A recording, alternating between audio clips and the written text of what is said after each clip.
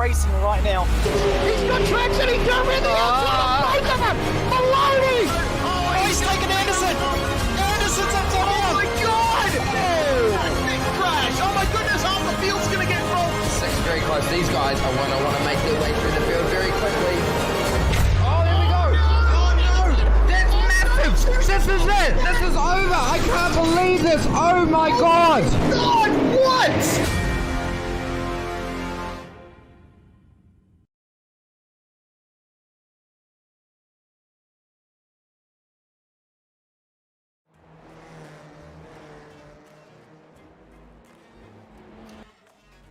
Well, it is Club Day Masters on a Monday night, and our ripping action in the Audi TCR car takes us to Japan this week, to Okayama International Circuit, formerly known as ADA, twice host to World Championship Grand Prix racing.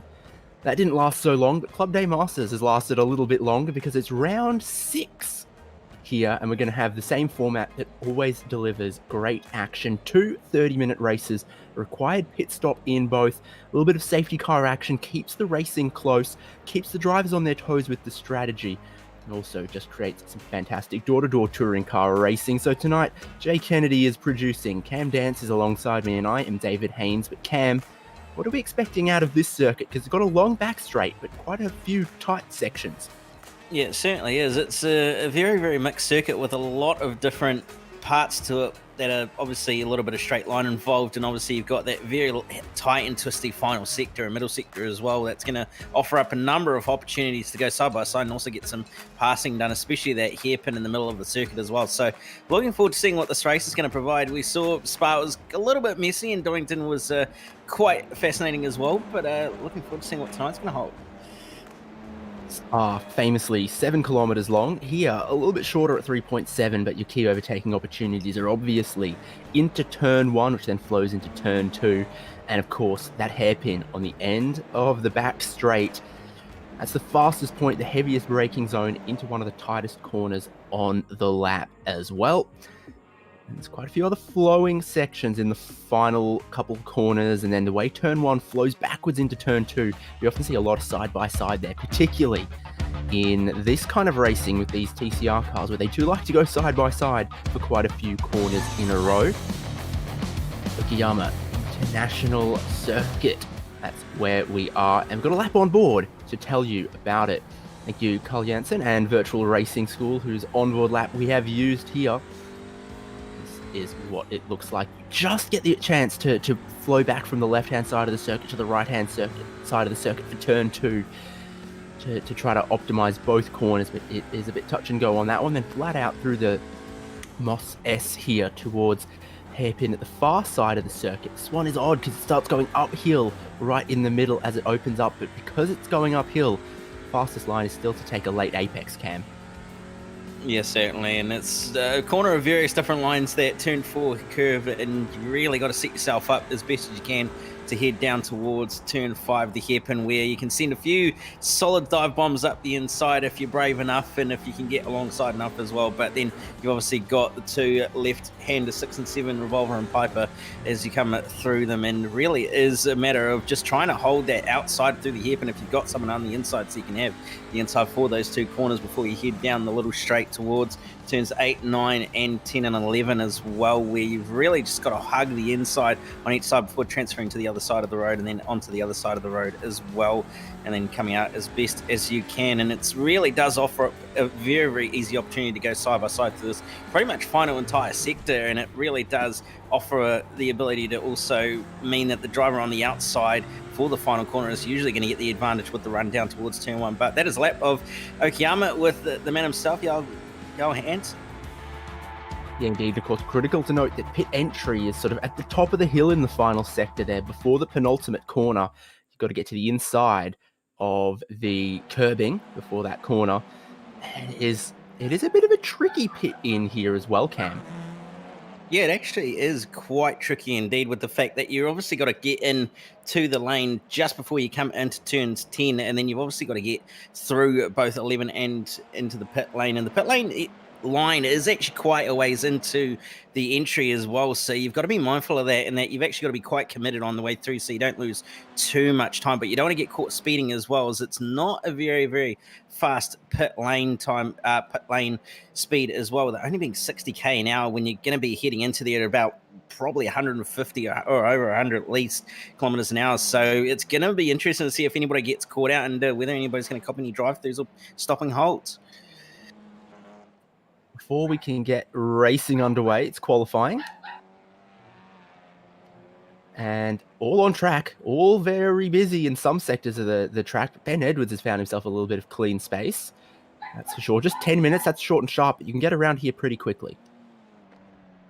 Yes, certainly. And even in these TCRs as well, they're only doing 1:38, so it's still a very, very short lap, with it only being a few kilometers long compared to what we saw at the likes of Spa. So still very, very quick lap time, and it's going to mean these races are going to go reasonably quickly as well, with the length of time and the number of places that passes are going to happen. But Jack Boyd currently sitting on top with a new fastest lap of 1:37.836. So currently leading the charge, and he's just a little bit ahead of Lee Harrison at the moment, who sits P2, a little bit off him at the moment, but it's certainly tight from the likes of third on back, where you've got the likes of Adam Sharp and Aaron Oliver, who are separated by hardly anything at the moment, only 0.02 of a second, and then you go back to the likes of Webster, Hen, Lehman, all separated by absolutely nothing really. Always super close in TCR cars. Interesting to see Lachlan Manif. I don't remember seeing a whole lot in this series beforehand, but I know is very, very adept to racing these cars. Go to the top of the timing stand and knock Jack Boyd down by just 0.03 of a second there. Pretty confident Jack Boyd is not comfortable, but in the championship lead with a little bit of buffer at the moment. So not a surprise to see him put down a good qualifying time early on. We know that the TCR tires in the sim, as in the real world, they keep delivering lap after lap. Yeah, they certainly do, and it's been a very, very entertaining championship as well, with all the drama that's unfolded throughout this season, and really is shows that these TCRs really are very, very close together, and there's absolutely nothing separating it between these drivers. We've seen some incredible battles throughout the field as well, and yeah, just looking forward to seeing what the rest of this championship is going to hold, because if anything, this championship is going to go right down to the wire, and it's anybody's guess really as to who's going to end up taking this away. Is Giotto and Harrison, even Christopher Hen, going quicker than Jack Boyd in these last laps as well, and it's absolutely nothing in it between them, but Giotto with an absolute cracker of a lap. Yeah, just finding time as the session continues on. There's the two Iridium cars, so expect maybe some improvement potentially from Caleb Hydes and Mario Vartanian there. They're about to come to the line. Timing line is after the grid there, and Vartanian to 9th, Caleb Hydes to 14th. Still time for them to put in some more laps, but that's not quite where they would have wanted to have been. Yeah, they certainly wouldn't want to be down there a little bit at the moment, but you can certainly see that a lot of drivers are starting to improve slightly. It doesn't look like track teams really changed, so quite interesting that more and more people are starting to go quicker. Although the fuel will be dropping out, so we'll see that'll help a little bit with pace, but you can see on board with Lee Harrison at the moment as he comes through the back end of the circuit, through the final few corners on the way through the double hairpins, and trying to make this one work as best as he possibly can, using all the track around him and trying to get a little bit of draft as well off Jack Boyd. He's just in front of him. We'll see if Boyd goes any quicker than he currently is on this lap as well. But coming through the final corner now is Lee Harrison to finish what's going to be his 5th lap in the session so far, just dropping a wheel or two off into the dirt and coming across the line now. It's going to end up being not an improvement, but it will be an improvement for Jack Boyd, but still not enough to move him up the order. So Giotto on the pit lane, his qualifying is done, but Harrison and Boyd not able to improve and displace him drastically on those laps just then. Who else is out here that could still improve and still send Ivan Giotto backwards from the pole? Interesting times, probably a little tense times for Ivan on that one, but Cardellone we've seen some great performances out of. He's buried in a bit of traffic here. Yeah, he certainly is buried in a little bit of traffic, and he's certainly down the order compared to where we're used to seeing him. He's usually up the pointy end of the field with the likes of Jack Boyd in them, but currently at the moment, not really in the position he wants to be in. He's currently P15, but he comes across the line now and improves quite substantially to move up to P6 now, so further up the order, but still probably could do with some improvement at the moment, especially considering his place in the championship, but decides to call it and finish his qualifying session.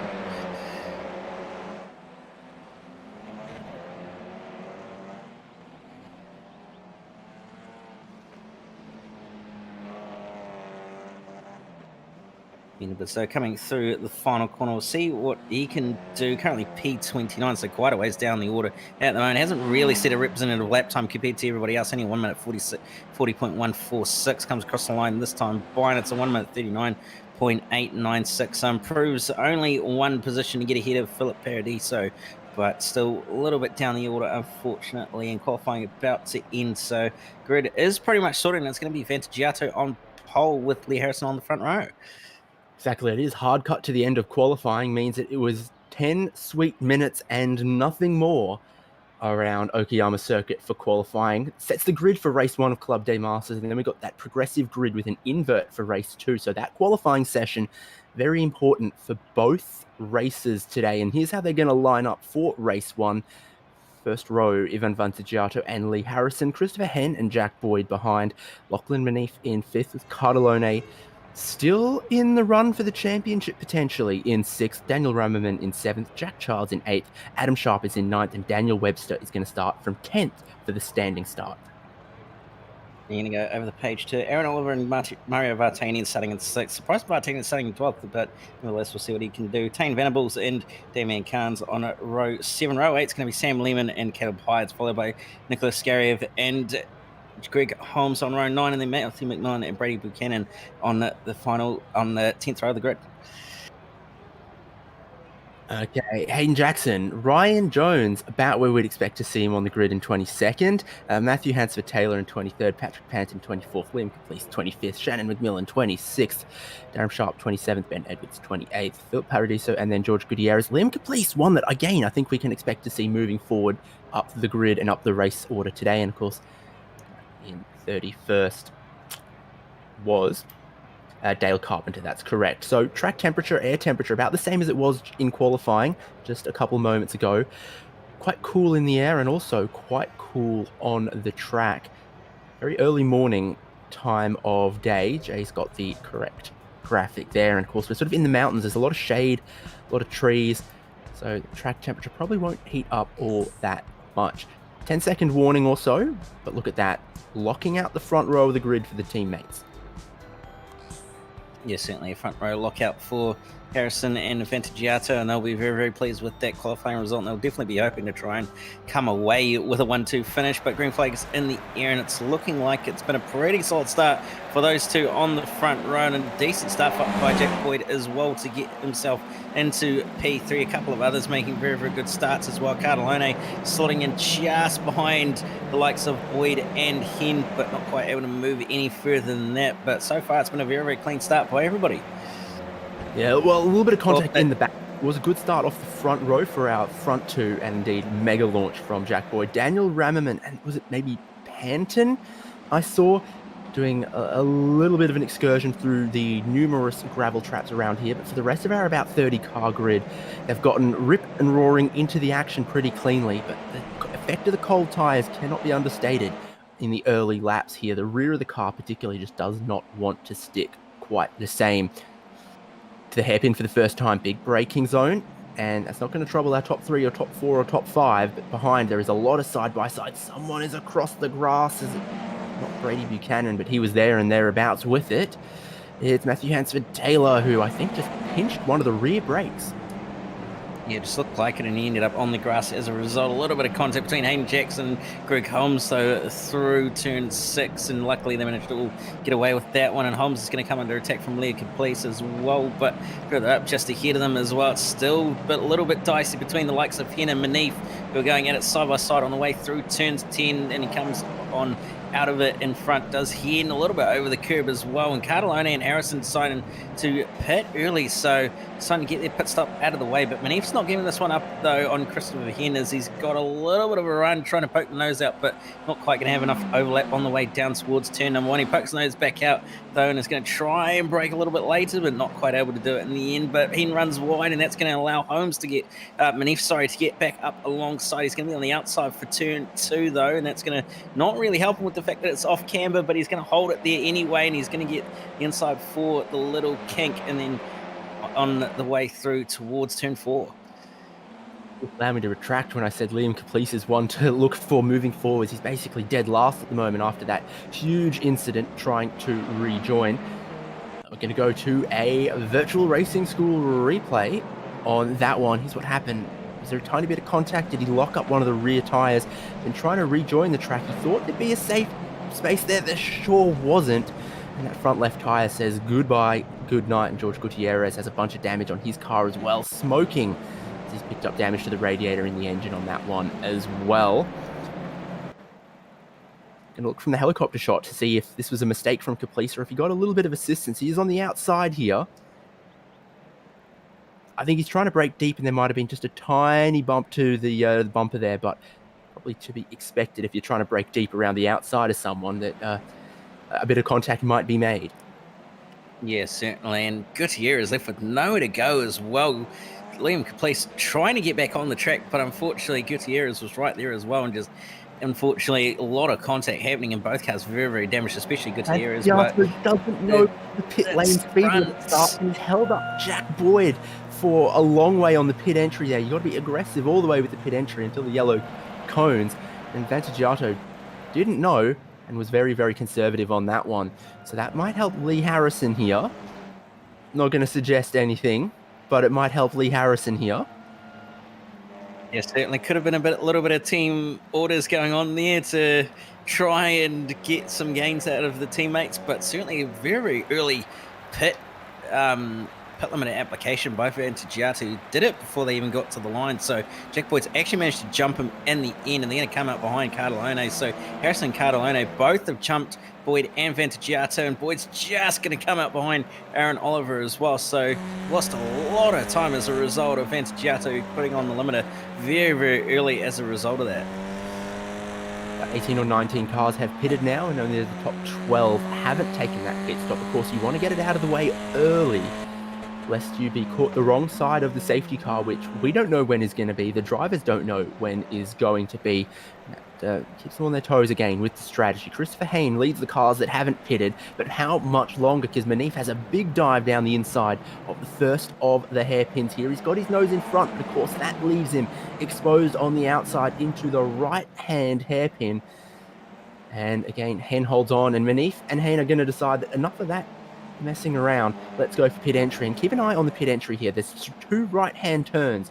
They feed into the narrow section between the concrete and the Armco. You only need to brake for the yellow cones there. That's the start of the pit lane speed limit.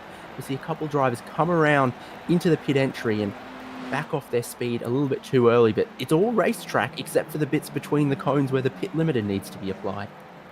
Yeah, it certainly is, and you have to be a little bit cautious as well with the fact that there is that Armco that sticks out ever so slightly before you get to those yellow cones as well. But everybody seems to be really, really conservative on the way into pit entry, applying it before, just as they get to the speed limit sign. So really, really interesting to see the number of people making that mistake. But Cardellone had a look there on Harrison on the way down the front straight, but just not quite able to get enough of a run to find a way on by. So Harrison's going to hold the lead, but on behind them, it's on between Boyd and Manif at the moment, and Manif going to be on the outside. Oliver's going to throw it up the inside again on the way through turn 3, turn 2. Sorry, nearly a little bit of contact between the two of them, but managing to come away scot-free at the moment. Jack Boyd managing to hold on to P3 for the time being, but certainly is going to be a very, very hotly contested position at the moment as Christopher Hens on the back of this train, and Vantagiato not too far behind as well, so you could see this turn into a 5-car train easily. So Boyd, Manif and Oliver are battling, and up here, Cardellone down the inside, key overtaking zone, he gets to the inside, and then you can use the fact that that corner is cambered down the inside to hold on. Conversely, some of the other corners are off camera, but watching Boyd, Manif, and Oliver fighting. Are we watching ARG Esports? Are we watching XLE Series? No, we're watching Club Day Masters. You just cannot keep those guys apart. Here comes Nick Skariev. Again, I think led off a little bit too early compared to where the pit limiter starts. Caleb Hydes is having a bit of an argy-bargy here with Darren Sharp, I think it is. And Adam Sharp, actually, of the Sharp brothers, now into the gravel, breaking a bit deep, trying to defend, I think. Yeah, just looked like a simple little mistake by himself. Didn't look like there was any contact between himself and Hydes, unfortunately. So Hydes will manage to get on by, and unfortunately Sharp's going to be the big loser out of that, slotting in behind Damien Carnes. But certainly is still going on up the front of the field at the moment, and really nothing you can do to separate these two. Cardellona and Harrison still going at it. Absolutely in tooth and nail, and Harrison just biding his time at the moment, knows he's got plenty of time still left under his sleeve, and the fact that there's that safety car as well, so probably just trying to save a little bit of tire, and knows that he's probably got a little bit of pace, but just trying to be a little bit more on the conservative side, especially with the fact that where he is in the championship. Exactly, that is for the effective race lead up there, and you're exactly right that knowing a safety car is coming, probably the wisest to not wear everything off your tires. Maybe leave yourself a bit of a sitting duck after the restart. This is Buchanan and Panton heading to backside of the circuit here at Atwood Curve. Hello, big move down the inside there. And he's going to hold on to that one. Sam Lehman, who was involved in a bit of the turn one contact. That's who I saw in the mainly white, but with some splashes of very, very vibrant color. He's looking for another one as well. So he lost out big time on lap one and is now trying to come back through the field. Again, inside for this hairpin. Normally works out because the camber is then in your favor compared to your opponent. Hung a little wide around the outside. Yeah, certainly. And Lehman going to come away at the front of that little train there, and certainly going to be relishing it. And also just I want to point out that Skariev actually just come out ahead of Vantagiato. He came out ahead of Hydes, but Hydes has managed to get on by. So Skarriev's actually had a very, very decent pit stop so far in that whole mess that's been going on with the way that people have been conservative. So some big gains there from Skariev, but certainly not to take away from the fact that there's been some very hotly contested battling just behind. But you can see the Venables coming out just ahead of Caleb Hyde. So very shuffled field after that pit stop cycle. Yeah, and for all the fussing about that is pit entry here. Pit exit just feeds you straight out down the inside at turn one, and some huge variation to the pit stop time, as I think we're going to see Skariev go backwards at least one, maybe two positions here. I'm seeing pit stop times anywhere between 10 seconds and 18 seconds, and I think it was 18 for Vantagiato, who's now going to try to go around the outside of Skariev. No luck. That sees someone down the inside. Oh, big contact there. Jack Childs shoving Vantagiato out the way. Here comes Hayden Jackson with a huge head of steam in the Jägermeister livery. And there was someone, at least at Donington, who did have a Red Bull livery can, but they're still going to be side by side down the back straight here. Vantagiato inside for the hairpin. Big moment on the brakes, and he is going to hold on to that one, but he was looking for one position. Instead of getting one, ended up losing one through turn four. Yeah, he certainly did. Unfortunately, not going to be making any gains anytime soon, but he'll certainly be trying to hunt down those in front of him. Looking for the replay here. Skariev.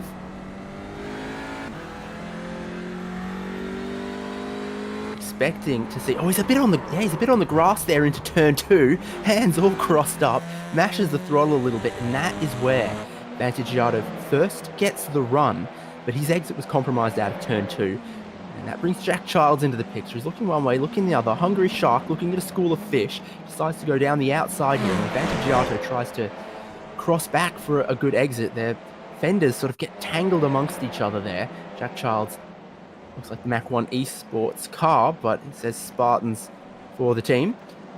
Yeah, he ends up getting that position. Yeah, certainly does end up getting at that position. Unfortunately, Vantagiato ending up in a little bit of strife as a result of that, possibly with a little bit of damage as well, but he'll keep continuing on to try and hunt down those ahead of him. But Vartanian currently in P8 and looking to get another move done on Danny Webster, who's just in front of him. Not quite going to be close enough, although who knows what's going to happen there, as it's a car stopped on the exit of turn two, but front P2. Currently still the same. Lee Harrison still in P2, followed by Cardellone, and Harrison ever so slightly slower, barely a hundredth slower that last time by. So matching each other's lap time at the moment, and so are those behind them, the likes of Boyd, Manif, and Oliver, and safety car is out. So it is. Yellow, yellow, yellow, and that is going to compress the field up. Everyone has made their pit stop before that. A little on the earlier side potentially, but it should be a pretty quick safety car here, knowing it's just a 3.7 kilometer track. So this is always the great Club Day Masters question. What safety car have we got? It's the Porsche this week. We've had all four options. We've had manual safety car, and we've had all three of the possibilities between truck, Mustang, and Porsche. And it's Porsche once again here in Japan. It's going to get waved around because eventually it's going to be Cardellone, Harrison, Boyd, Manif, and Oliver for the top 5 behind the safety car in race 1. It certainly is, and going to be very, very interesting to see whether Harrison has just been saving his tyres and biding his time sitting in behind Cardellone, or whether Cardellone actually got some solid pace here and is actually going to be able to hold off Harrison for the rest of this race. But don't count out Jack Boyd, because now that the safety cars can compress the field, he's going to be a real threat to the race lead, that's for sure. And you also really can't count out anyone behind him, the likes of Manif, Oliver, Ken, Webster, Vartanian, or any of those sort of guys, because it's an absolutely close field at the moment today, and it really could go anyone's way with the fact that this is going to be a real sprint to the finish. Exactly. I want to dissect some of the pit stop times we saw from those pit stops, because the drivers don't start the race with enough fuel to get to the end. So the pit stop times is based on how much fuel they're taking that they think they're going to need to get to the end, which is, of course, a difficult calculation when you know there's going to be a safety car and you don't know how many laps the race might go and how much fuel you might save behind the safety car. It adds in a lot more variables to calculating how much fuel you need. Shortest pit stop I can see, Matthew McMillan in 15th, 10 seconds of fuel. Meanwhile, at the pointier end, I mean, Vartanian, 18 seconds of fuel, Vantagiato, 18 seconds of fuel, Cardellone, 13, Lee Harrison, 15 and a half. That's a lot more variation than I think we used to see. Yes, certainly. And I guess it's almost impossible to sort of... it's almost impossible to kind of predict how much fuel you're going to save under the safety car and how long the safety car is going to go for, unless you actually physically test it, because of the fact that the safety car doesn't exactly do the fastest speed in the world. So you've got to, unless you actually test it physically yourself in your own little hosted session, you don't actually know how much fuel you're going to be able to save and how long left in the race there's going to be, especially the likes of the left in the race, because the fact that you don't know when that safety car is going to come out, so you don't know whether you're going to be able to pit on lap 10, you don't know whether you're going to be able to pit on lap 3, for example. You don't know when it's going to come out, so at the end of the day, it's just a matter of saving as much fuel as you can and more or less guessing how much fuel you're going to have to put in the car. Okay, Matthew McMillan, the only driver at the moment saving us from a Jaeger bomb, because he's got Jägermeister in front of him and Red Bull behind him there in 14th and 16th place. Damien Cairns with the Red Bull cans. Forgive me. I must admit that kind of Red Bull Jaeger bomb would be very, very interesting. It's not exactly your typical Red Bull, just quietly, with the fact that it's the white edition, but it would certainly be one that you'd have to at least try once, I think. Yeah, live a little, Cam. Nothing ventured, nothing gained on that particular one. Importantly, though, the lights are off on the safety car. I wonder if the lights are still on any of the other safety vehicles around the track. Me wonders out loud. But has compressed our whole field. Like 8 out of the top 10 are likely and possible for the race win here. There's a pickup truck over there that doesn't appear to have any of its emergency lights on. But I mean, Cardellone, previous race winner, previous championship leader, is going to lead the field to the restart. Harrison, great job in qualifying today. Definitely some podium results. We've spoken to him several times throughout this season so far because he's landed his car on the podium at times. Jack Boyd, current championship leader, multiple time race winner, washed out, 2 from 2 at previous rounds, clean sweeping some of the rounds earlier. So he's starting from third, one to watch. Manif in fourth, bit of a wild card, I think. Aaron Oliver in fifth. Christopher Henn in sixth. We've seen with the other ILEC drivers be a real thorn in the side of some of the other drivers around the top 10. Daniel Webster in seventh. Vartanian, previous race winner in eighth. Tane Venables in ninth. Caleb Hydes, previous race winner in 10th. Anyone in the top 10 could definitely pick up the pieces if there's an accident, or just find some pace no one else has and move forward a couple positions in the, I think it's going to be 8 or so laps remaining when we get this one green.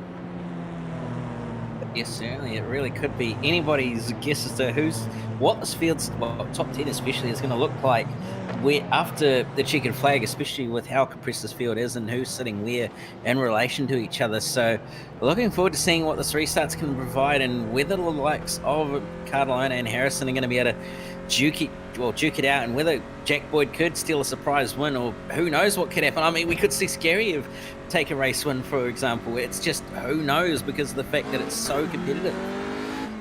Well, the safety car is in. Matthew Cardalone is still backing them up a little bit. This is the view backwards from him at Lee Harrison. Green flag is ready and waving, and they are racing once again, and Harrison is right with Cardalone within a tenth of a second. Into turn one, he's not going to take a look. He's going to wait. He's going to ride with behind. It still remains single file for about the top 10 here. It is going to be about 8 laps to go. So tough position for Cardalone to be in. Harrison, and critically Jack Boyd as well, have done very, very well to come with him on this restart. There is no margin for error, no comfort for Cardalone. It's all on now. Yeah, it certainly is all on now, and really can't have any rest because Harrison has a run on Cardalone as they head down towards turn number 4, and whether Harrison's going to be able to get the job done, who knows. He's going to look to the inside, not going to be able to do a move though, and Jack Boyd's at station as well as he nearly runs into the back of Aaron Oliver on the way into the hairpin, and doesn't look like anyone else is really making a move on the way into the hairpin, so the field staying single file for the time being, but Harrison absolutely pressuring and harassing the back of Cardalone's car at the moment. He pokes the nose out on the way into the hairpin on the way into the back end of the circuit, but again, no move going to be made. Yeah, still single file up front through the double hairpins. Here's Skariev losing out to Jack Childs, and Ivan Vansigiato still wants a piece of that at the fringes of the top 10, but there is problems for Ben Edwards, who now finds himself dead last, and that car is going nowhere, regrettably, at the moment.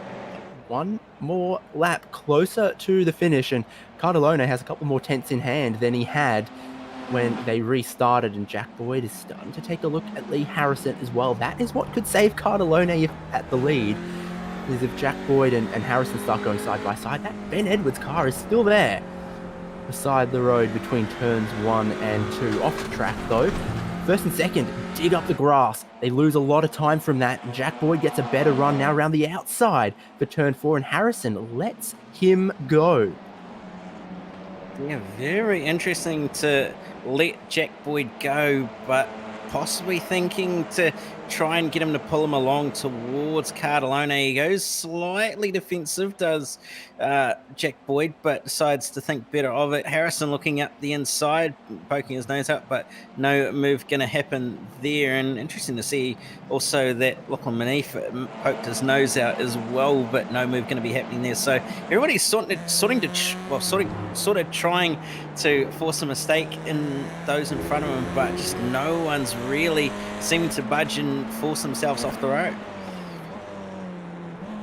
Yeah, indeed. A difficult track to overtake when all the drivers, especially in the top 10, as we see, are so evenly matched. I mean, looking at this section here, the sort of the double hairpins where you get down the inside, it then puts you on the outside for the next, and we've seen that has made some moves difficult. The run down to turn 1, not particularly long, and then not a particularly hard braking zone for these cars.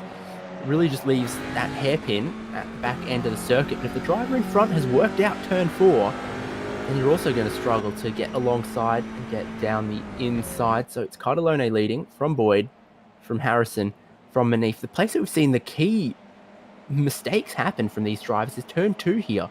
Off camber, car wants to push out wide a little bit, and these front-wheel drive TCR cars, once you get one of those drive wheels into the dirt, really hurts your exit off those corners.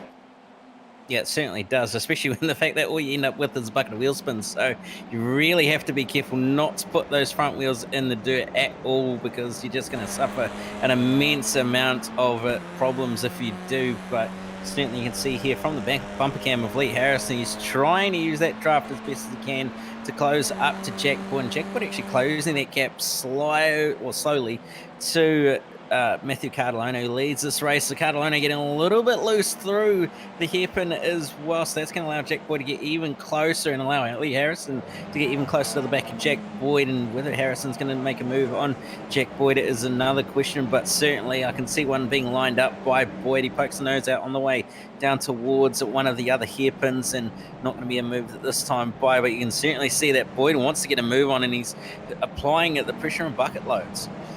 And the action deeper in the top 10 sees Murray Vartanian and Tane Venables going side by side. There's also a little bit more Jack Childs, Ivan Vantagiato action. Front though, Jack Boyd does have the blowtorch to the back of Cartalone. Cartalone feels the need to defend on the pit straight all the way across to the wall on the right-hand side. Jack Boyd, fifth gear or so, then comes back onto the racing line. Is he going to try around the outside of turn 1 for the inside of turn 2? That's a move that you could make work. Not going to be this time. He's trying to make sure he sets up a good run through turn 2. And they are still ever so close, but Cartalone now does feel the need to defend. Inside for turn 4 is covered off. A switchback could very well be in order here. This is a kind of turn that enables it, the way the rise of the hill works, wants to push the driver in front wide. As he does have the nose down the inside, it's closed off. Cartalone slams the door and nearly stubs Jack Boyd's toe in the process. Side by side to the hairpin though. The inside is definitely where you want to be here, and Cartalone goes in deep, washes a little bit in the middle, but is still going to hold on to the lead, and then overtaking becomes oh so difficult from here until the timing line at the end of the lap. Yeah, it certainly does. I did think Boyd might have actually had that position in the end, with the fact that Cartalone didn't get a great run on the exit of turn number 3, but certainly managed to hold on to it with a bit of defensive driving in the end. And Jack Boyd's kind of going to need to get a bit of a hurry up on, because the fact that they're running out of time to get moves done, only going to be about 3 minutes or so left in the race once they cross the timing line this time by, but certainly it has been a very, very eventful one. Yeah, still not sure if this is 4 laps to go or 3 laps to go right now. If you were Cartalone, you'd be hoping it's 1 lap to go, but no such luck, because he still has Jack Boyd right with him. And what's Lee Harrison's game plan here? Just finish on the podium, hope these two tangle? Not sure, but it was interesting to see him let Jack Boyd go. Probably helps put a little more pressure on your leader the way it goes at the moment. Clean through turn 2 for these guys though, and that's been where we've seen Cartalone maybe be a little vulnerable. Dale Carpenter, beautiful red on that car, but probably dirtied it ever so much. Just a little bit on the back straight though. Boyd not with the overlap like he had a lap ago. Cartalone feeling no pressure. Yeah, certainly not feeling any pressure for the time being, doing exactly what he needs to at the moment to hold off the charges from Jack Boyd. And Jack Boyd didn't really get that good of a run down the back straight that last time by as well. And that's all Cartalone needs to do, is just set himself up so he can maintain that gap in Manif and Oliver. And Oliver looked up the inside, but Manif went defensive, and not going to be a move this time by, unfortunately, for those two. So he's going to have to sit station a little bit longer as Manif, but he's up the inside of Oliver, and he's going to be able to get the job done. Well, hold on to the position for the time being at least. barely going to be able to do it. And now here comes Christopher Hen looking up the inside of Oliver, not quite going to be able to do it. And that's going to compromise the run of both of them and probably going to bring Daniel Webster into this little battle as well. Oliver looks to the inside of Manif, and here comes Christopher Hen looking possibly to the inside. He's going to look back to the outside of Aaron Oliver. Not going to be a move done there. So not going to have anything happen there, but certainly going to be very, very feisty between those ones, and certainly could be anything to watch at the moment as you've got those top three very, very close, and then you've got 4th, 5th, 6th, 7th, and even 8th right in this heavy little battle. It's ambitious from Oliver to try and go around the outside and put him off his footing a little bit when he's in such a close pack, and that saw Hen and Webster and others close it up. But here is the top three who, as you say, have started to break away since that Manif Oliver little scrap in the infield last lap. That's probably a relief to Boyd and Harrison, who are now free to attack a little more easily. And had a look at Oliver again, but wasn't close enough. Everyone picking very similar braking points into that hairpin. Haven't seen anyone being able to outbrake anyone around the outside, for example.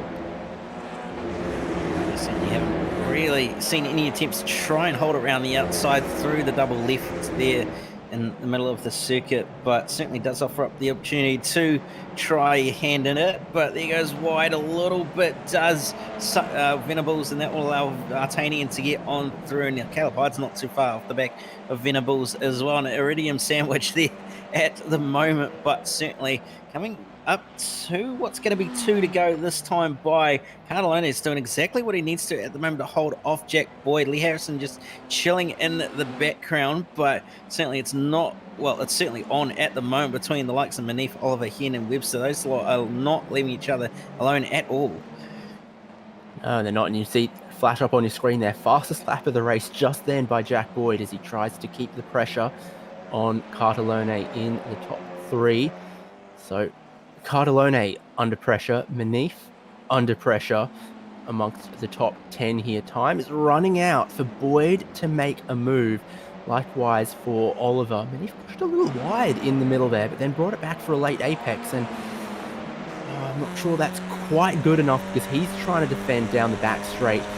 Oliver is in the draft, in the slipstream, now has to pull for the outside of the hairpin and notices that that isn't going to work. And this will stay in order here. What Oliver needs is to get that good run onto the back straight, but be able to get to the inside somehow. So probably put the pressure on the entry for that corner. Top 10 has become 3 battle packs. We're still watching this one with Manif and Oliver, and then Vartanian Venables hides in the background. Battle is going off because I think Venables just gave Vartanian a bit of a hit to the bumper. Both of these cars looking a little less than factory, and that speaks to the way that they like to race them. He certainly gave Vartanian a little bit of a rub on the back end, but certainly no major damage coming from the contact there in the end. But Boyd's coming under a lot of pressure from Harrison at the moment as they get the white flag this time by Harrison, really applying the pressure to Jack Boyd. And Jack Boyd knows it's the last lap, so he's got to really get a move on if he wants to win this race. And Harrison knows that there's championship points on the line as well, so they really are going to need to start working hard in order to get this race lead. But certainly you can see that they're not going to give each other an inch or a lot of room at all on the way down towards the hairpin on this last lap, especially with the fact that Boyd isn't close enough to get a move done. So Harrison might have a look up the inside on the way down towards the hairpin this time by. We'll see what he does. He pokes the nose out. Is he going to go for a move? No, he's not, but he's going to break as late as he can, and so is Jack Boyd. He closes up to the back of Cardellone, but not going to be close enough to get any sort of move. And he tried to cut the inside, and then got in too hot, and Oliver tried to find something there, still side by side with him. Now he's going to back out of it, and then Hen puts his nose in, and there's a problem again for Manif there. Going to be 4x4 here through the final sector, and the inside's going to have to be covered for the right-hander by Manif, and then Oliver gives him a little bit of a hit, can't move him off the racing line. Hen's going to lose out here because Daniel Webster is going to sneak in front of him in that battle, but for the lead, Cardellone cannot be cracked under pressure. He's going to take the points and the win in race 1. Boyd for second. Does not hurt his championship position, and Harrison for third. But then Manif is going to hold on for fourth. Aaron Oliver couldn't crack him for fifth. Hen, through all of that, loses out to Webster. And then it's Vartanian, Venables, Hides, and Vantagiato. Crazy finish to that one. Definitely was. It was all on that last lap between those inside the top 10, really fighting for the minors and not leaving each other alone at all. And what a battle it was. But in the end, it was Cardellona who was going to come out with the race win, and Jack Boyd securing more championship points towards the championship over his rival Lee Harrison at the moment. But what a race it was, and looking forward to seeing what race 2 is going to hold. Of course, critically, top 15 invert from the finishing order there for race 2. So if you missed out on the top 15, well, you're not going to benefit from that. But let's take a look at the results there. Cartellone holds on after 17 laps. A lot of pressure in the back half of the race there from Lee Harrison and Jack Boyd, but when it counted, no mistakes, and Jack Boyd finishes second, Harrison in third. Manif also absorbing the pressure for fourth, Aaron Oliver in fifth, Webster sixth, Hen seventh, Vartanian eighth, Tane Venables in ninth, and Caleb Hides rounds out our top 10. Vantagiato just outside the top 10. Your pole sitter didn't really have that good of a finish in the end, unfortunately. Jack Child's going to come home 12th, 13th to Hayden Jackson, Scariev in 14th. Lehman going to round out the top 15 with Carnes, Buchanan, Gutierrez, Jones, and Panton rounding out the top 20. And then Matthew Hansford Taylor, Liam Caplice, who we saw he had some damage and some problems in race 1. Can he go better in race 2? Matthew McMillan, 23rd, Greg Holmes, 24th, Adam Sharp, 25th, then Shannon McMillan, Darren Sharp, Daniel Rammerman, last car on the lead lap, Philip Paradiso, a lap down, Dale Carpenter, 3 laps down, and then Ben Edwards, parked beside the road between turn 1 and turn 2 for about the last 7 laps, you would think. Hopefully we get to see him again in race 2, but importantly, reverse grid for race 2 coming up in about 4 or 5 minutes. What kind of action is that going to see when we've seen how hard it was to pass in race 1 here at Okayama? Yeah, certainly going to be fascinating to see what race 2 is going to provide and what we're going to find, but certainly it's no doubt that it's going to be very, very entertaining, that's for sure. Exactly. It is a little bit of a warm-up now. Let some of the drivers who want to take a break and step away do so, and others that want to keep their practice going, keep the practice going. I think this is Darren Sharp, is it? And he thinks he's got an Audi 90 GTO. I want to say they had a bit more horsepower and about twice as many driven wheels. They would get around here a little bit quicker than the TCR, but the question is, would they actually race in a pack better than the Audi TCR does? He's certainly a very, now he thinks he's a Quattro rally car. Wow. A lot of heritage behind those 4 rings.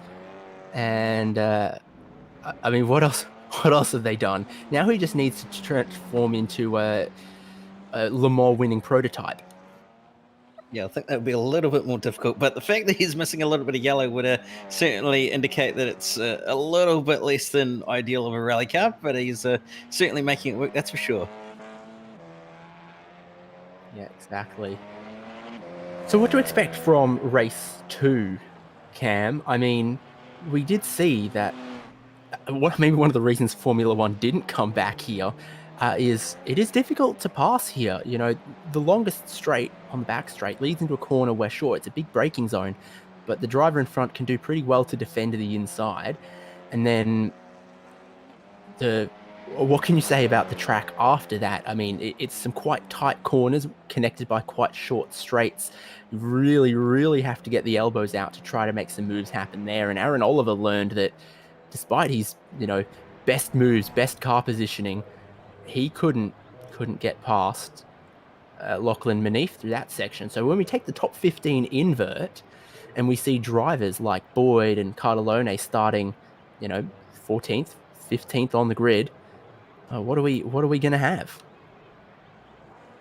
Yeah, certainly. Who knows what we're going to have? I mean, it's a very, very mixed grid with the fact that you've now got all the quicker guys starting a little bit further down the order as a result of that invert, and a few guys in the mid pack that are now starting on the front row. It's really going to mix and spice this race up quite a bit. And you've even got a few good quick guys actually starting down the order due to the fact they didn't have a good race one. So who knows what race 2 is going to hold? I mean, it's anybody's guess as to what's going to happen. It'll be interesting to see what happens with that pit entry. I'm not sure if there is some sort of possible rule that we're missing or something, but no one's practiced apparently. So we'll see what happens and go from there. I mean, it's a tough pit entry, and it reminds me of some other ones like Spa or Barcelona, for example, where you leave the track, you're on the pit entry road, but then it takes a little bit of a journey before it gets to the pit lane area, and you actually need to engage the button on the pit limiter. So the racer in you wants to really attack, keep as much speed as possible, treat it like part of the racetrack until you brake for that pit lane speed limit. But it's a long, narrow run between two walls that leads you there. That checkered dishcloth has a bit of water on it, so he's going to beat the moisture out of it. And that signals the end of the warm-up, which is going to see us grid up for race 2, and we can then take a look at what the reverse grid for our top 15 is going to look like, because it's going to look like Sam Lehman on pole from Nick Skariev in second, Hayden Jackson in third, Jack Childs in fourth. Ivan Vantagiato is going to be counting his lucky stars on that one, that he gets to start from fifth, and then Caleb Hydes in sixth, Tane Venables seventh, Vartanian eighth, Hen ninth, Daniel Webster for 10th. Have across the page, you're going to have Aaron Oliver and Lachlan Manif on row 6, row 7, Lee Harrison, Jack Boyd, row 8, Matthew Cardalona and Damien Carnes, Brady Buchanan, George Gutierrez, Ryan Jones, and Patrick Panton rounding out the top 20. Hansford, Taylor, Caplice, Matthew McMillan, Greg Holmes, Adam Sharp, Shannon McMillan, Darren Sharp, Daniel Rammerman, Philip Paradiso, Dale Carpenter, and then Ben Edwards. We've got the 2 McMillans and the 2 Sharps all within about the same section on the grid there as well. Oh, I've just seen Hayden Jackson from third roll from his position and probably going to get stung for jumping the start in fourth place. Didn't take the grid either, so there's chaos on the race start. We get underway with the reverse grid for race 2. Club Day Masters from Okayama. Lehman's converted pole position, but it's all going off behind that. Jack Childs was sideways, leaving some smoke and maybe having a bit of damage on his car. Aaron Oliver tried to get a good jump as well. He's up a couple positions on a very, very chaotic race start for race 2 compared to race 1. Yeah, it certainly has been a little bit of a chaotic one, but everybody seems to have sorted themselves out. A couple trying to get moves done early on, the likes of Webster launching it up the inside of Aaron Oliver, and Caleb Hyde's launching it up the inside of his Iridium teammate in the form of Mario Vartanian, but it's not going to be on for the race lead at the moment because Skariev is looking to try and make a move around the outside of Sam Lehman, but not quite going to be able to get it done. Vantagiato is going to look around in the background as well. Hyde's not going to be able to get a move done on Jackson either, but certainly everybody trying to sort themselves out at the moment, and Jack Boyd and Cardalone trying to get through the field. Yeah, I think I saw Jack Boyd cop a big hit and shoulder. George Gutierrez is getting one right now off Aaron Oliver. The two are going to rub panels again in the background there for the third time. Bit of contact between Oliver and George Gutierrez. Gutierrez is down the inside here, though. And that's going to put someone else down the inside of Aaron Oliver as well. This invert, this reverse grid, a very, very chaotic couple of laps. We've still got pit stops and safety cars and all that to come. And Lee Harrison, I think who that is, or is it Vantagiato, so slow on the pit entry again. Someone's going to try to pass him. Very, very wild on the way into pit entry, and everybody sort of checking up as a result of that pit line being a little bit later than everybody seems to be anticipating, but certainly is going to mix this field up. As you can see there, the likes of Webster, Hen, Vartanian, all battling it out for these minor positions just inside the top 5 for the time being, and some running wide in the background. That's Cardalone, and he's going to lose a chunk of time to Lachlan Manif, who's just ahead of him. Manif looking it up the inside of Webster, not going to be able to get a move done though. So a handful of lap 1 pitters, still more to come in this race. And we are going to take a look here. Daniel Rammerman, I don't want to say living up to the name because I'm sure he's heard that many a time before, but that was a bit deep on the brakes into turn 1. No gap down the middle of those two cars and creates a little bit of contact. Here is Hides and Vartanian with the normal amount of damage we're expecting to see on the Iridium cars, and they're under pressure from one of the ILEC machines in 6th. It's going to be Christopher Hen again. So 4th, 5th, 6th at the moment. Oh, Hen gets a little bit of a tap, a little bit of a help around the corner from Daniel Webster, who we saw grab a position on the final lap of this section of the course earlier. Split strategies for Iridium. Some stay out, some go in. And what are we going to see from the pit entry this time off some of these guys?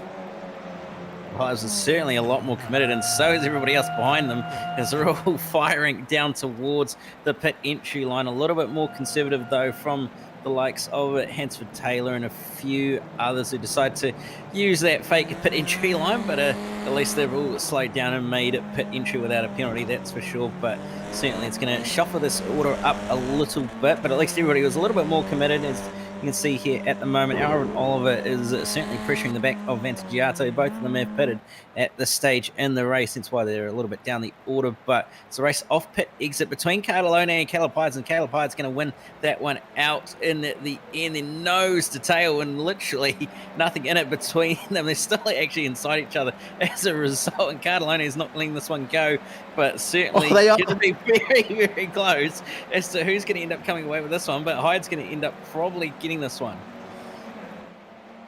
Oh dear, I don't see that happen very often. That was so equal on pit lane. Didn't want to.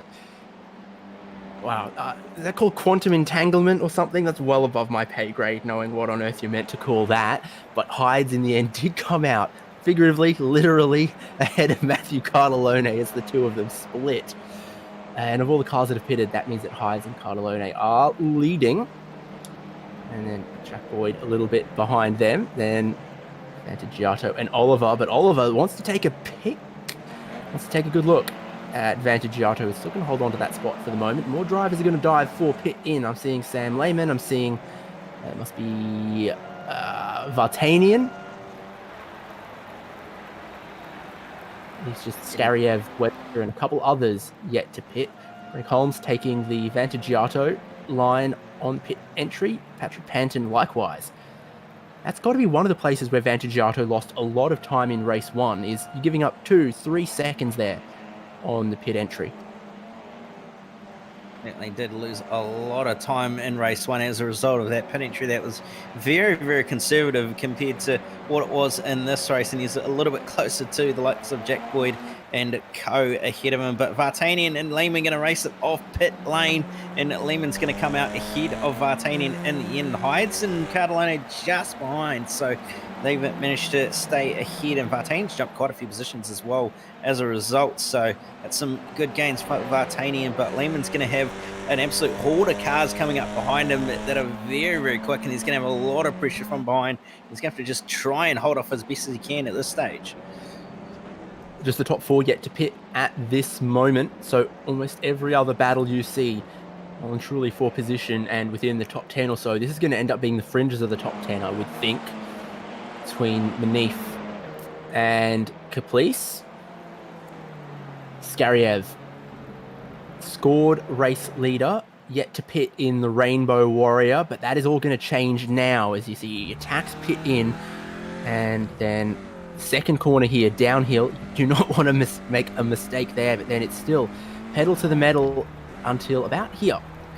So that's pretty typical pit entry from Nick Skariev, seeking out his crew to get a bit of fuel. And you can see Gutierrez, Venables, all following in, leaving just Daniel Webster and Darren Sharp yet to pit. Here's the replay. Venables around the outside. That is too wide around the outside, and he doesn't seem like he's the only driver who had a problem there on that lap.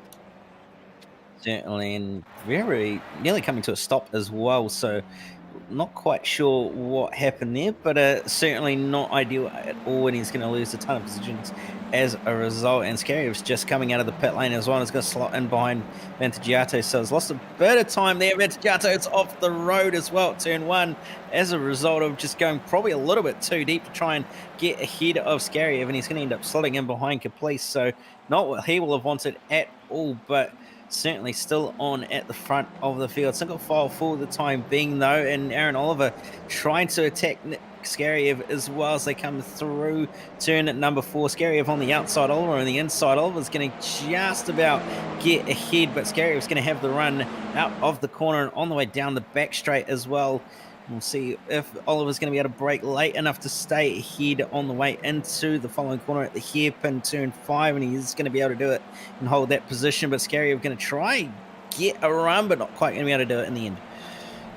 Oliver mostly in black. Nick Scarriev stole everything in the paint shop, but further up the order, it's great pit stops and strategy from Lehman and Vartanian going a bit longer, because Sam Lehman is the effective race leader. Now that Daniel Webster is on the pit lane, I think he's going to cycle back through into the race lead. So the strategy's gone well for Vartanian and Hides, who then going to come second and third.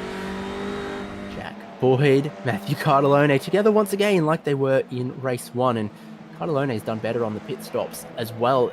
I'm seeing a lot of the drivers who pitted lap 1, like Jack Boyd, like Lee Harrison, haven't done quite as well for themselves as the drivers who went 1 or 2 laps longer before going for pit lane. Webster's going to rejoin. He's going to stay in a little bit of a nothing, but Aaron Oliver is going to be right with him very, very shortly. He's not going to have to wait too long for service in this establishment.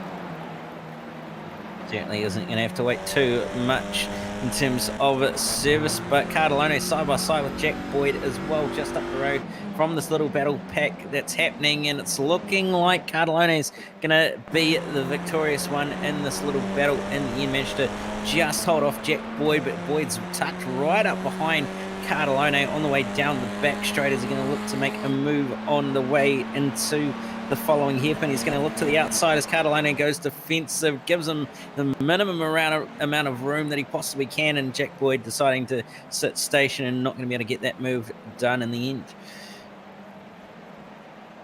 Boyd is very, very eager. Almost a tap on the bumper there through the left-hander that then feeds downhill. Another place that a front-wheel drive car wants to understeer, and then does it gain. Here's a move for the lead, though. Vartanian sticks his nose down the inside of Lehman, but we've seen it so difficult to pass here, because then immediately Lehman has the inside for the right-hander. Whoa! And a bit of a help there from Cardellone to get himself up into third. Jack Boyd wants a piece of this now as well. Second, that top 5 is going to deserve a replay, because side-by-side for the lead, and then drama in third place as well. And it's not done yet, because Boyd, huge run at the Matthew Cardellone car, who I think has picked up a little bit of damage on the front as well. Boyd, around the outside, has got his nose in front. You can hold around the outside of turn 1, and that's what he's going to have to try and do here to then give him the inside for turn 2. They want to rub again. Cardellone, very, very clean car up until about 4 or 5 corners ago. Yeah, certainly making Jack Boyd work for this one very, very hard. And Caleb Hyde's now all over the back of Jack Boyd as a result of what's been going on. Cardellone going to go defensive again on the way into turn 4, and he's going to... And this is what it looked like for the lead battle, though. Vartanian just Hail Mary on a Sam Lehman who was caught a little napping, and then Vartanian really tried to pin Lehman all the way to the right-hand side. Lehman using his elbows to open it up a little bit. And then what went on there for Cardellone trying to take advantage of the guys going side by side in front. Shortly, we're going to have to go back to the pictures, though. Yeah, and drama has unfolded for the race lead, especially between the likes of Cardellone and Jack Boyd. There's been contact between Cardellone and Caleb Hydes, and he's unfortunately lost 2 positions, has Cardellone, and starting in between Daniel Webster and Aaron Oliver. It's all turned to custard for him, unfortunately, and a little bit of contact. And just ended up as a result of what happened with the fact that he didn't get a good run down the back straight and had to go defensive on the way into the hairpin. You can see there, sticking to the inside. Jack Boyd's going to go around the outside of him, braking much later. And you can see there the Iridium car of Caleb Hydes trying to hold around the outside, sticking up the inside and unfortunately a little bit of contact, and it's going to be a redress apparently according to race control that Caleb Hyde is going to have to give the position back to Cardellone. We had to wait till after the safety car in race 1 for things to go nuts. Race 2 has had no such requirement. There are quite a few scuffed looking cars out there. Race control having to get a little busy already. We've already gone deeper into race 2 than we went into race 1 before the safety car was deployed. So expect that one imminently. We're going to keep you posted. So Lehman leads, Martini in second. Race control trying to sort them all out behind that. I think Jack Boyd's move for third was considered clean though. So that was very, very strong, very bold into the top 3 for Jack Boyd. Yes, certainly a very, very bold move, but one that paid off in the end for Jack Boyd, and as a result, he's sitting in a nice, comfortable podium position in P3 at the moment, and he's not too far off the back of Vartanian and Lehman as well, and ran slightly slower as Vartanian has another big dive on Lehman again, and he's going to get around, will be stuck on the outside for the following hairpin, and not going to be able to get the move done, and this is going to bring Jack Boyd right into this battle now for the lead of the race. So proper 3-car battle for the lead of this race, and you have to remember solo safety car 2 comes, so it's going to be very, very entertaining to see what happens between these 3, but Lehman is doing a fantastic job to hold off the charge from behind. It's going to come down to, we get the safety car in at the restart. Jack Boyd's the only person with a clean car in the top 5. His powder very, very moisture free at this point in the race, as Vartanian still takes, big looks at Sam Lehman, and behind that, it has all gone off. Daniel Webster now with Cardellone, Aaron Oliver, and Lee Harrison in the picture here as well. Cardellone wants to get around Webster, taking a couple attacks.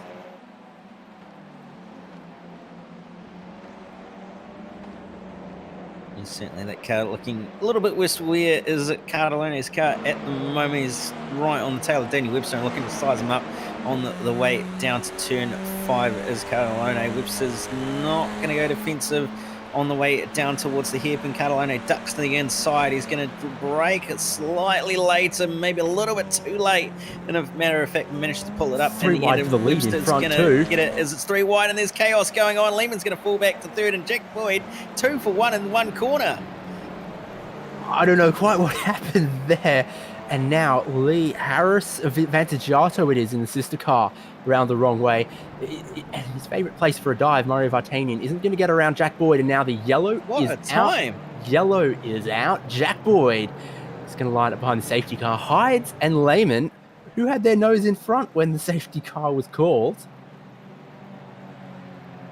Yes, very difficult to pinpoint who had their nose in front, but the timing of Jack Boyd's move, you couldn't have timed that better. The fact that he made the pass 2 corners before the safety car came out, unbelievable. But here's a VRS replay, Virtual Racing School replay of what happened for the battle of the leader. Big dive from way back from Mario Vartanian, a little bit of contact as a result. Jack Boyd firing it up the inside, and then both of them up the inside again of him making contact and then just slotting it back up the inside. I'd have to say that's a move of the night. That was very well placed, very well timed from Jack Boyd. Vartanian just, ambitious, and then really trying to use his elbows on Sam Lehman. This is Vantagiato.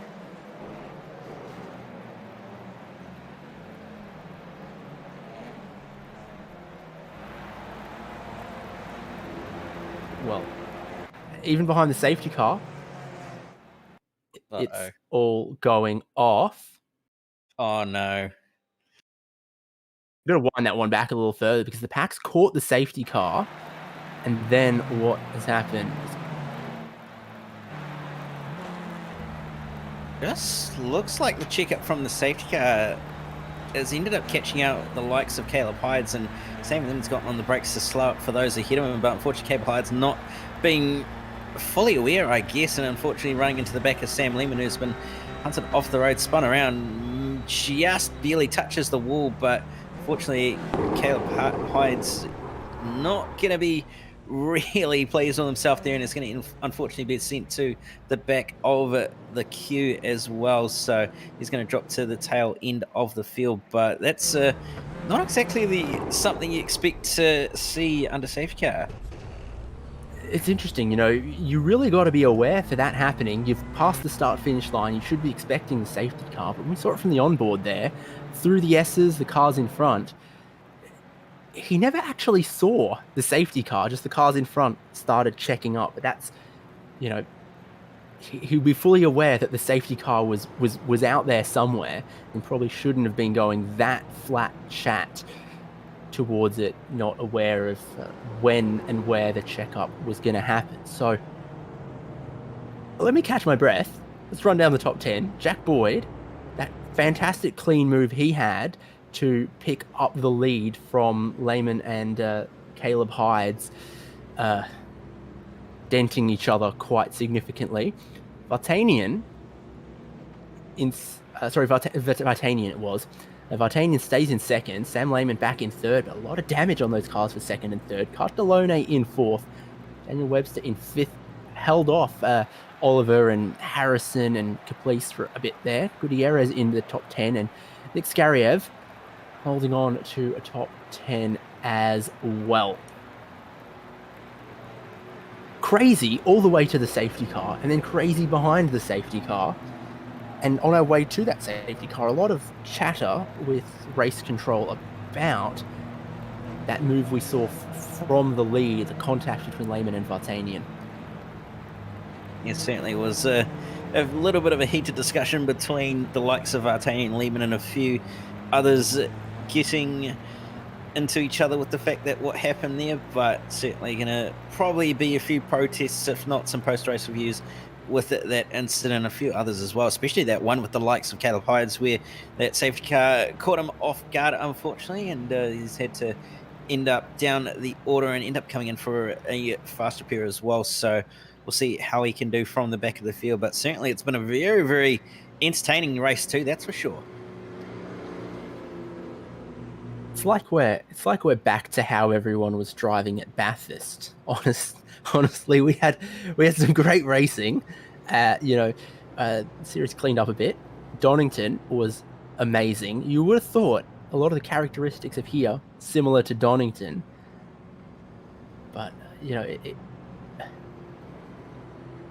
wow, we haven't seen this many sort of damaged and broken cars for a couple rounds now in this championship. Jack Boyd, though, I think his moves to get himself from 14th on the grid up to the lead have been very, very clean. His pit stop was timed well, I think, well, relatively well, and also a little bit shorter on the fuel from a lot of the drivers in this second race than in race one. I think they learnt that lower fuel consumption around here than some other tracks.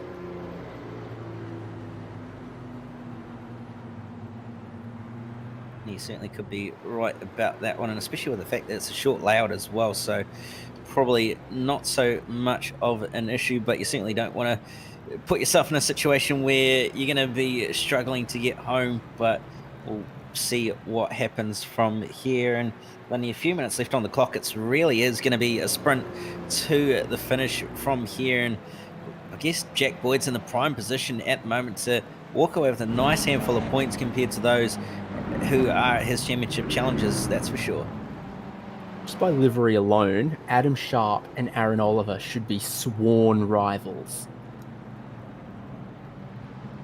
They both got that sort of full oil scheme. All right, here's the question. Which one do you think they use in the engine? Oh no. Apparently, a little more contact behind the safety car. Speaking of the safety car, it has pulled in. Jack Boyd, master of the restarts this season, holding up Mario Vartanian. And that's the view from the onboard camera of Mario Vartanian. And then we get racing. The power down from Jack Boyd. He left them all waiting. Cardellone in fourth has a great jump, already down the inside of Sam Lehman for third as they look towards turn one. Aaron Oliver doing likewise. And that is two good clean moves down into turn one off the race restart. Jack Boyd, though, clearing away in the lead. And some of them maybe not happy with Ben Edwards, I think. we're racing, and there's only going to be a couple of laps to the end of this one. A huge move, and no, already Lee contact there. Harrison. Liam will go 2 for 1, as it was Lee Harrison making a little bit of contact there.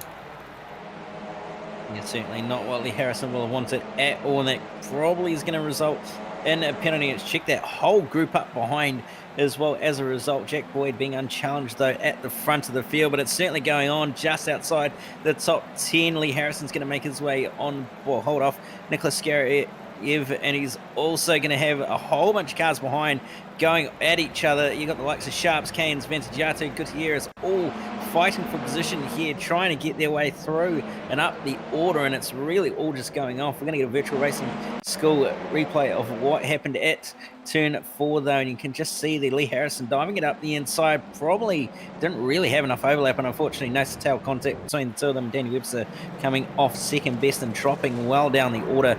As a result of that, he's going to be well down just in between Philip Paradiso and that, so just inside the top 20, but just moving up further up, there's well, just behind as well, there's a little bit of contact between the likes of Caleb Hydes and a few others at the back of the field off the safety car restart, so a little bit more contact going on, and not what Hydes will have wanted at all, but you can see they're getting dumped down the front straight into the wall again. Jesus. I have to be very careful what I say about that, because all 3 drivers there, wow, a lot of damage, big incidents, but on the live pictures, poor blood pressure in race control, but on the live pictures, here's George Gutierrez giving a little bit of a hit and helping Damien Cairns out of the way at turn 4. That's another one for race control potentially. It's let Lee Harrison even Ventagiato, come up another position. Sam Lehman led so many laps of this race, is now in 4th, looking at what's going on for 5th. It's George Gutierrez now around the outside. They're going to pile down the inside of him. He's actually done a pretty good job around the outside, holds the inside for the next corner. George Gutierrez, solid and robust defense. Ryan Jones, through the carnage, has picked his way up into 12th somehow. And he started in 19th, and that was contact behind them between, I think it was Childs and Christopher Hen on the way through turn 6, and going to possibly be a little bit more going on. Hen's going to try and hold it around the outside of Brady Buchanan, but not going to be able to do it. He's going to have to slot in behind Jack Childs, but you can see here, Virtual Racing School replay of what went on there in the corners leading up to it. Just possibly running a little bit wide was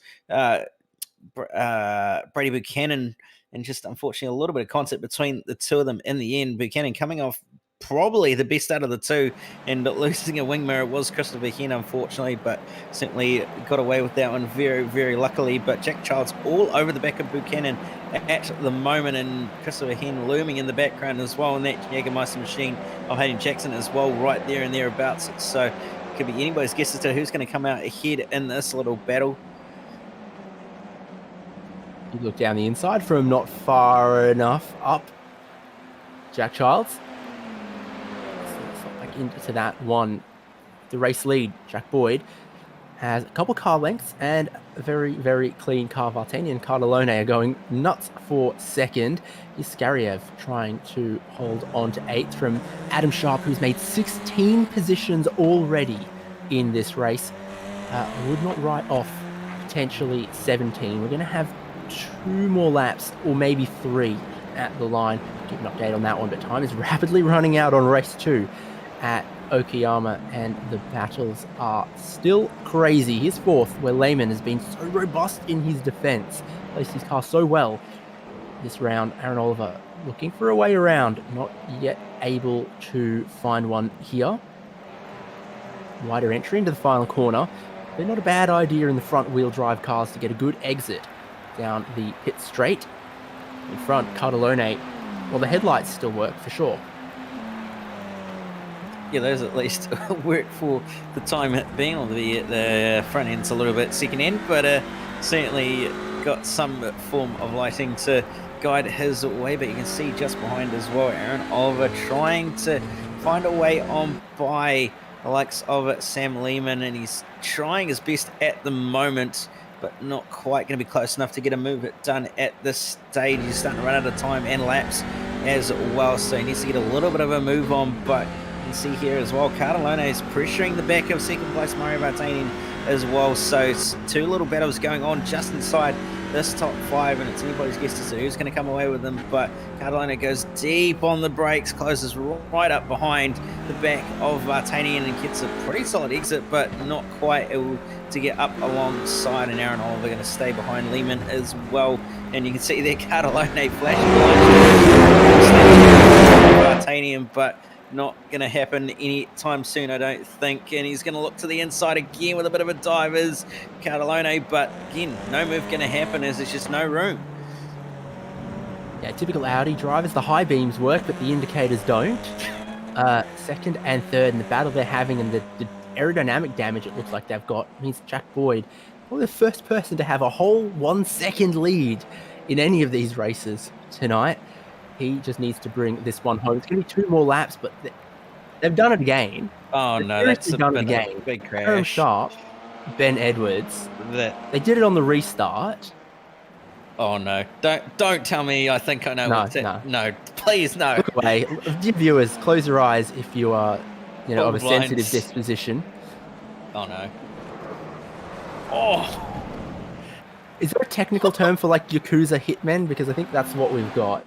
I mean, Yakuza is just, gangsters generally, but I don't know if they've got a specific word for their hitmen. That is what that was. That was a hit.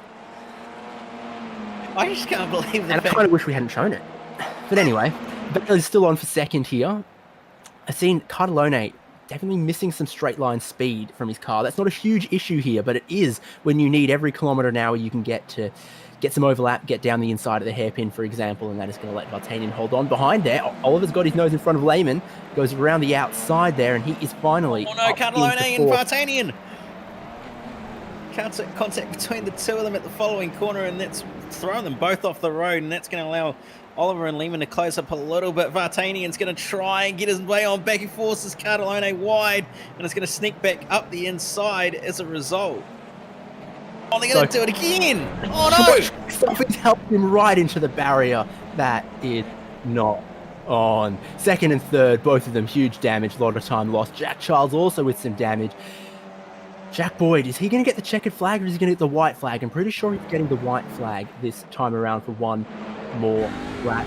Racing are going to have to pull out a couple of disqualifications on this one potentially, but here's Aaron Oliver. Was this a clean move on Lehman? I think Lehman's missing a bit of the straight line speed there. Aaron Oliver's got a good run, looks to the inside it is, and then throws it in super deep. And Lehman tries to cut back on him on this one, but Aaron Oliver has gone and squarely taken away that position. That was for fourth at the time. It's for second now, because in front of them you can see they drive into the smoke of, well, Jack Boyd, well done. You lead this race by 5 seconds, and that car, you could probably list it for sale and get, 80% of the value. I don't even think you'd be able to get that out of it, to be honest. It's just been that abused and beaten that it's Boyd's probably a new chassis, really. It's everyone else who is, digging deep into the truck to try to find some spare parts, a new bumper, a new rear wing. Can you head down to the Audi dealership and get a door? Does that fit on these? There's some cars where you can. It's Porsche Cup cars where the headlights are the OEM road units.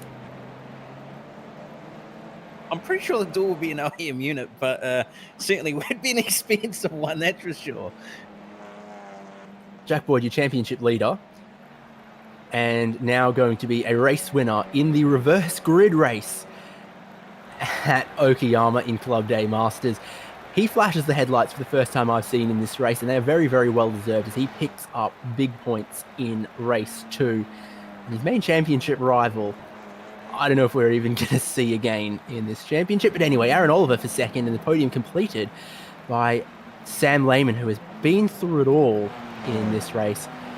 Caplice for 5th, 17 positions gained. Adam Sharp for 6th, 19 positions gained. Skariev, probably one of his best results in 7th, hold on there. And Vantigiato in 8th, Gutierrez for 9th. Ryan Jones, I think we're in his ear at the moment as well, for a 10th place.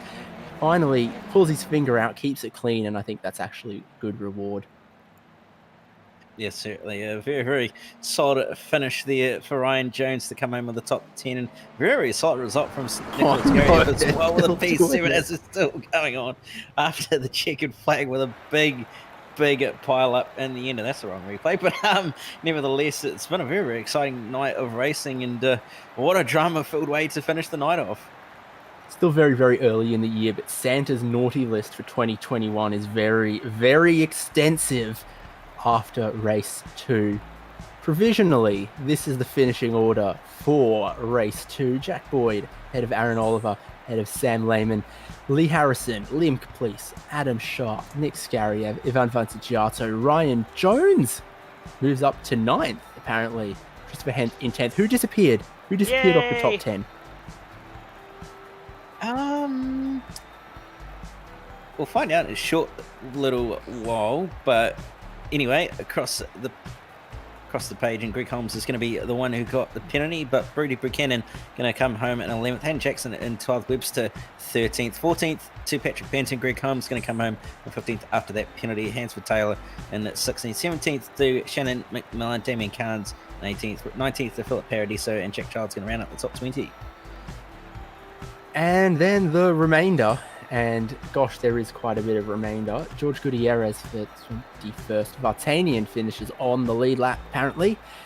Matthew Cartellone, no such luck. And I think that's about where he deserves to be, probably, in that one, honestly. Cartellone in 24th, Adam Sharp 25th. And Edwards 2 laps down. Hydes 5 laps down.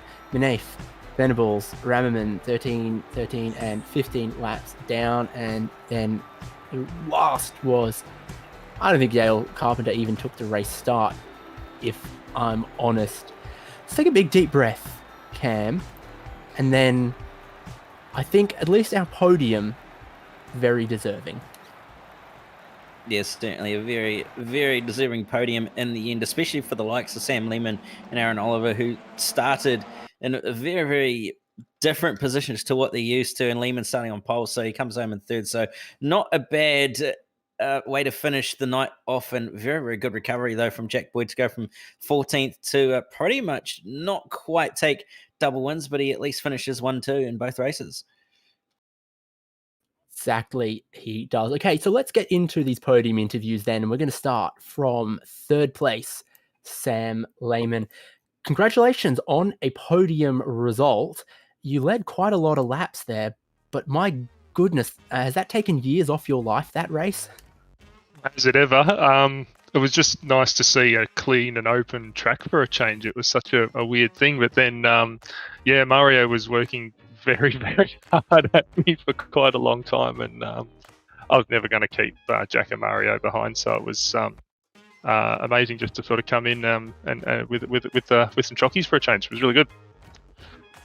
And you scored that reverse grid pole. That was a very, very generous gift, and you did a great job with the strategy to hold on to it as well. With the random nature of the safety car, we see quite a lot of drivers go for that lap 1 pit stop, quite a few go later. What were your thoughts on it? I was really stewing over it in my head because I've always been an early pitter in Club Day, because that safety car, you just don't know when it's going to come. But at the same time, I had a clear track, and the lap times weren't too bad, so I wanted to prolong it as long as I could. Turns out I could have gone even longer, but it worked out. We stayed in we kept the lead after the stops, and it worked out well. Good set of points and a good showing from you as well. We did enjoy the robust but fair defense. You were going to be able to match a 3rd place in coming rounds?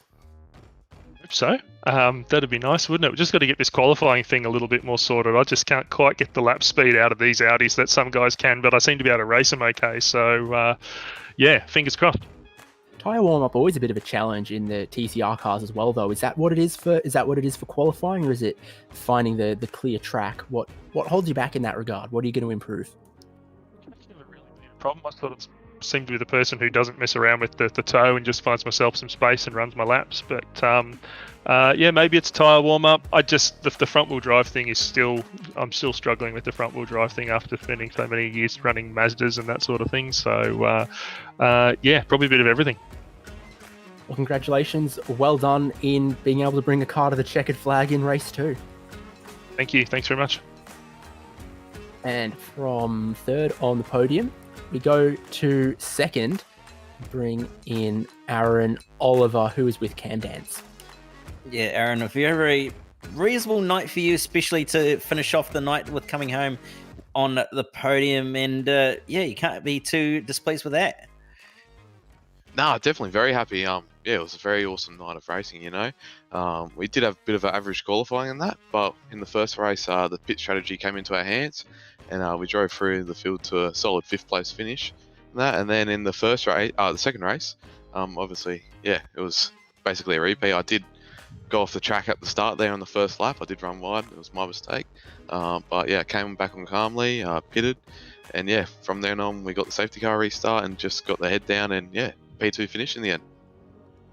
And it certainly paid off for you in the end. Now, the pit stops were very, very mixed in terms of what everybody did, and especially that pit entry line. We saw a lot of people being very, very conservative and putting the pit limiter on very, very early. Had you practiced pit entry at all and actually knew where the line was prior to tonight's racing, or were you on the side of caution and just trying to get through as clean as you possibly could? So in the first race, I definitely made up a lot of time from it. So I think there was a 60k an hour board just outside of pit lane, but that's not where you actually have to stop. It's the yellow cones.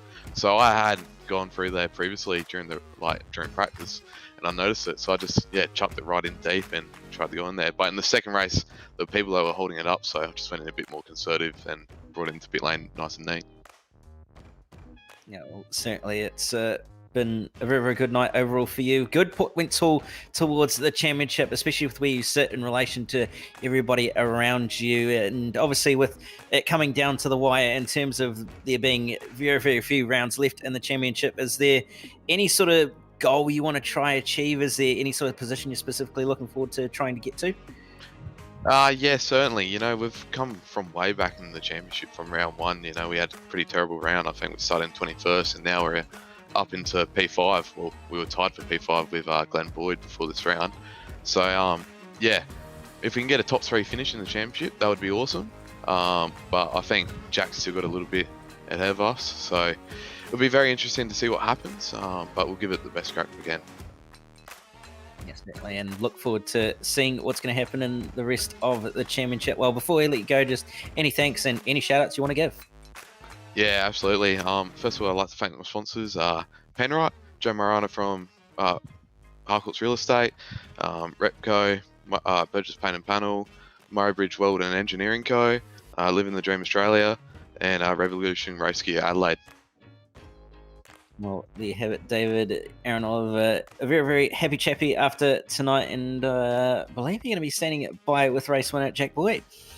Yeah, I do have Jack Moses Boyd, who parted the seas to grab the win in the reverse grid race. You must have seen a lot going on out your windscreen and in the mirrors.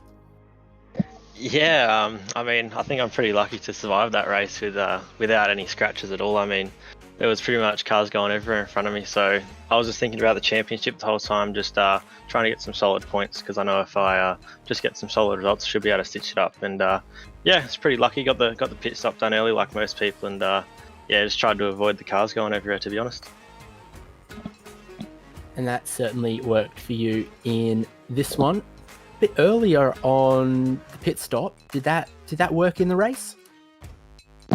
Yeah, I think you have to. You gotta make sure you get your pit done for the safety car, and no one knows when the safety car is going to be. So the best bet is just to come in as soon as you can. So yeah, I think that's the strategy everyone uses now, and yeah, it pays off most times. Rewinding it a bit earlier in the race, definitely looked like you were just biding your time in third, watching what first and second were going to do, and when they came together, that was your moment to shine, was it? Yeah, for sure. I mean, I was watching them for the first 5 laps or so, and yeah, they were driving pretty aggressively, both kind of fighting over the same bit of the track. So yeah, I thought I'd just wait out a couple laps and see if they come together, which they did, and yeah, I just went straight through. Easy as you like. And on the restart, we've seen you lead the pack from quite a few restarts. Compared to the leader in race 1, you really backed everyone up in the final sector. What are your thoughts when you're heading towards that restart about what you're going to do and how you're going to try to preserve that lead with a lot of hungry TCRs behind you? Yeah, for sure. I mean, with like 30 plus cars behind you, got to be on your game. And I think the rule for the series is you got to go on the green light or within like 100 meters of the green light. So yeah, I tried to back everyone up, keep a constant speed, and just went when I thought was a good time, and I did that, and it paid off. So yeah, I had a clean run through turn one. It was all good. Don't need a particularly fancy calculator to run the sums and say this is a great result for your championship. You mentioned that's on your mind. Is it going to be the same strategy going forward? Remaining rounds, just try to keep it on the podium, take not too many risks? Yeah, for sure. I mean, with the next rounds, I might even take lesser risk in this week. I mean, even top 10s would probably do the job from here. So yeah, with everyone being pretty aggressive and fighting for the wins, I mean, yeah, I'll probably be settling for top 10s, top 5s from here on in. Congratulations. We look forward to and anticipate speaking with you again. Final thanks and closing thoughts from Okayama? Yeah, just a huge thanks to everyone at HM Engineering. They're working pretty hard behind the scenes, so it's good to be a part of it. That's it. Thanks, and also thanks to everyone that put the series on. It's been pretty fun. Thanks, guys. Race winner in race 2, now championship leader by an increasing margin, Jack Boyd. Cam, I think my heart rate's closer to normal after that race.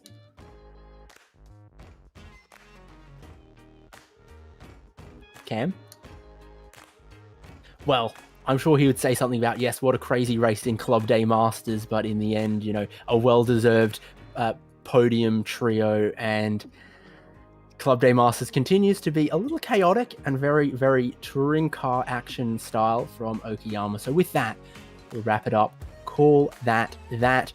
See you again next week from Brazil into Lagos.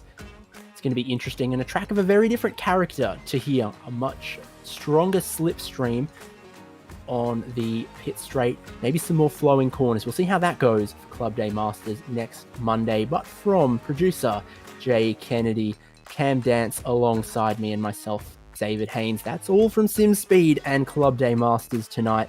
See you again soon.